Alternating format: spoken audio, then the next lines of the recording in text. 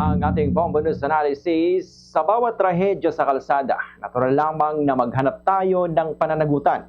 Ngunit kasabay naman ng pagdadalamhati, kailangang manaig ang katarungan, hindi ang padalos-dalos na paghusga. Ito ang punto na naisigit ni House Committee on Ethics and Privileges Chairperson at 4-piece Party List Representative JC Abalos sa kanyang panukalang Philippine Responsible Driving and Accountability Act o ang House Bill 110. Ayunin nitong wakasan na nakasanayang pagtingin na kapag may aksidente sa kalsada, otomatikong ang driver ang may sala kahit na hindi pa tapos ang investigasyon. Naging mitya na banibagong diskusyon na malagim na insidente noong February 11 kung saan isang 23-year-old na estudyante ang nahulog mula sa LRT1 platform sa EDSA at nabangga ng isang sasakyan. Agad na hinuli ang driver, ngunit pinalaya rin matapos na mapag-alamang walang ebidensya ng kapabayaan sa kanyang panig. Isang malinaw na halimbawa ito kung paano maaring madawit ang isang inosenteng motorista sa bigat ng batas at ng opinyon ng publiko.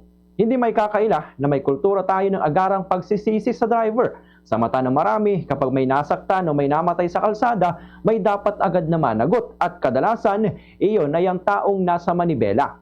Ngunit sa isang lipunang pinahahalagahan ang due process, hindi sapat ang hinala at emosyon. Kailangan ng patas, masusi at objective na investigasyon.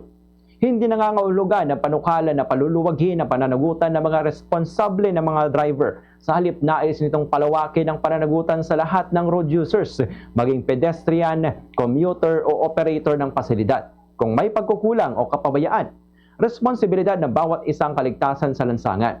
Gayunman, dapat ding maging maingat ang Kongreso sa pagtalakay sa nasabing panukala na kasalukuyan pa nakabinbin sa House Committee on Transportation. Ang hamon dito, paano titiyakin na hindi ito magiging lusot ng mga tunay na may sala? Paano mapapabilis ang investigasyon upang hindi na naman mabinbin ang hustisya para sa mga biktima? Ang kalsada ay hindi simpleng daanan. Ito ay espasyong pinaghahatian ng iba't ibang tao na may kanya-kanyang tungkulin at obligasyon. Kung tunay nating hangad ang mas ligtas na lansangan, kailangan ng balanseng batas. May malasakit sa mga biktima, ngunit may paggalang din sa karapatan ng mga inaakasahan. Ang hustisya ay hindi dapat otomatiko. Ito ay dapat na pinatutunayan.